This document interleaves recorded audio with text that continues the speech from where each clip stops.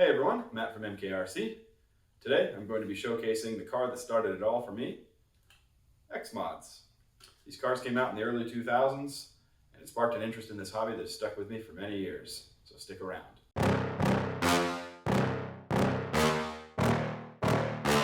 These are XMODs. These came out in 2003 due to the popularity of tuner car culture. Back in that time, we had the Fast and the Furious, Too Fast, Too Furious, and so on, right? And so I have a small collection of these little cars that I accumulated over the years of my childhood. And this is the RC car that got me into the hobby grade RC hobby. Hobby grade RC cars are built so that you can replace every single component. So right here, this is a Nissan Skyline.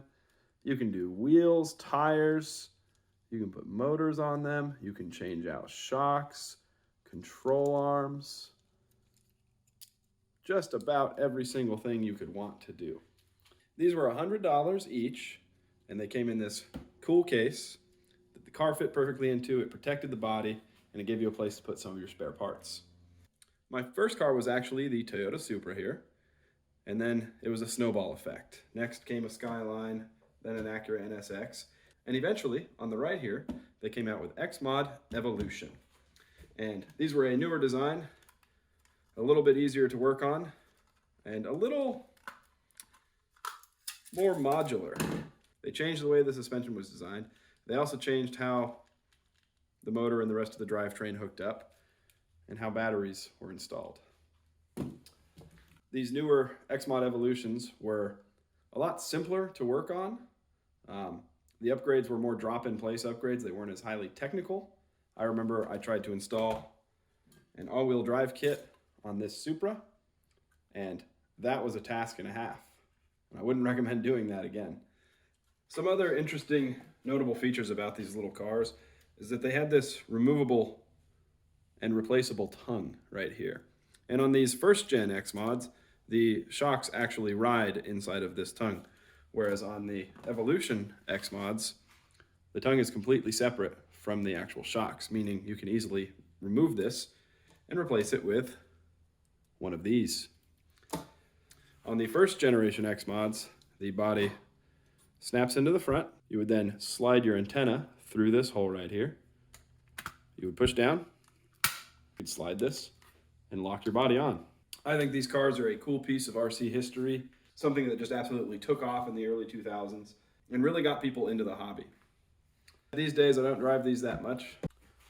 As I was saying, these cars came in this perfectly branded XMOX box for $100.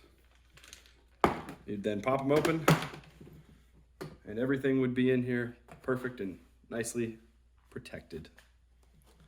You could pull your car out, screw the antenna on, throw some batteries into it, and you were ready to go. In my early days of driving these, I was unfamiliar with what these switches do. Power on off, left right user. So these actually have a radio that you can take this wheel and move it to the other side if you are right-handed versus being left-handed.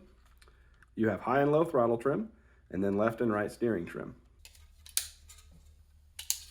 These are the crystals, as they call them, that provide you the ability to actually drive your car on different frequencies so you can drive with friends. It's proving pretty difficult to get these things back up and running. I haven't had much luck getting this Hummer up and running, but the Firebird is, so let's take it out for a spin. Oh, that's nasty. Pretty fast though. Pretty fast. Like, relative, of course. It's not like Creighton fast. But... It's not Creighton fast. 70 miles an hour with one of these?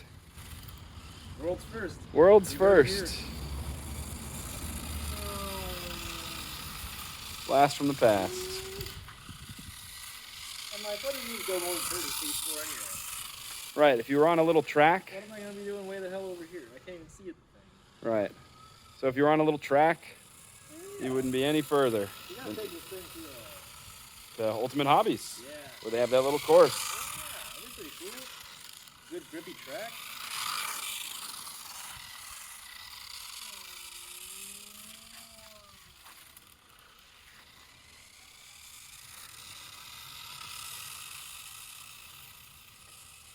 when you're a 10-year-old, these things are very quick. It still is pretty quick. What do you figure, about 15 miles an hour? Yeah, you throw this in the carport or in the garage and anything. It looks quick when the surroundings are the equivalent scale. Right. Oh my goodness. It works. It works. A, what, over 15-year-old RC car? Kind of cutting out a little bit, but it works. Wow. These were all the rage.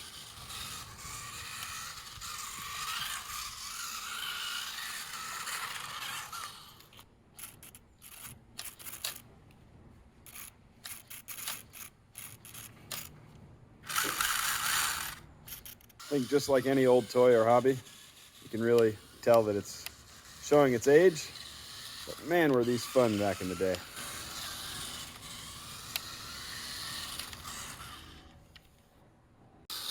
As the car gets farther away, I can hear it cutting out.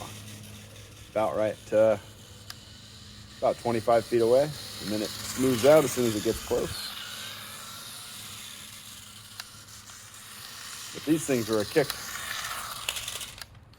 When I tried to drive this one, the steering locked in one direction, to the right, and I don't want to force it back, but I can hear the servo in there trying to move, so I'm going to take this apart and see if we can't fix it. It's always really challenging working on old vehicles, whether it be RC cars or real cars.